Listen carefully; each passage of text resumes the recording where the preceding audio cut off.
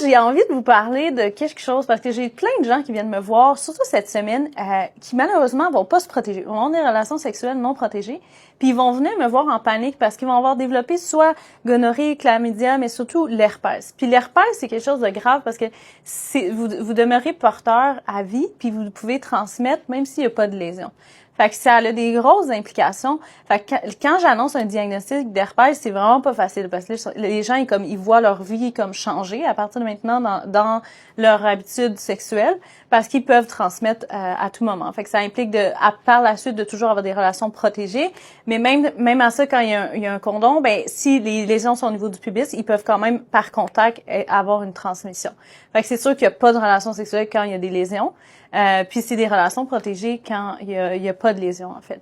Fait que c'est sûr que c'est des chocs pour les gens là, je le vois, puis même des gens qui ils vont avoir, c'est comme si tout le monde a un peu la tendance à penser que ça va arriver aux autres, mais non, ça peut vous arriver à vous. Puis c'est pour ça que j'ai envie de faire une vidéo parce que j'en vois juste trop des gens qui vont avoir une relation sexuelle, même une relation sexuelle anale avec quelqu'un qu'ils connaissent pas puis ils se sont pas protégés. Puis là je suis comme mais voyons, tu sais, je sais que tout le monde a entendu qu'il faut se protéger, mais c'est juste un peu de vous sonner la cloche que non, ça arrive pas juste aux autres.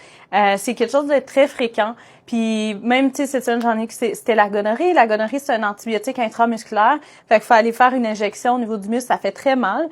Ça brûle. Fait que c'est vraiment pas le fun à avoir. Puis aussi, il y a des risques. Tu sais, la gonorrhée, si les gens sont pas traités, il peut y avoir une infertilité qui se crée. Il peut y avoir, chez les femmes, ça peut créer plus de risques de grossesse ectopique. Des maladies inflammatoires pelviennes, ça veut dire que l'infection, si elle est pas traitée, elle va monter au niveau de l'utérus, ça va créer de l'inflammation. De là, le risque d'infertilité. Donc, ça a quand même des conséquences. Chez l'homme, ça peut créer une inflammation au niveau de l'épididyme, au niveau des testicules, créer des choses, des trucs qui sont chroniques, puis qui peuvent affecter au long terme. C'est pour ça que c'est important, premièrement, si vous avez des relations non protégées, de vous faire vérifier. Mais avant tout, la prévention, c'est toujours mieux de faire attention, puis de vous faire dépister, puis de pas avoir des relations non protégées, surtout quand c'est des nouveaux partenaires. L'autre chose qui peut réduire les risques, c'est aussi d'avoir moins de partenaires, comme plus que le nombre de partenaires est grand, plus qu'il y a de risques.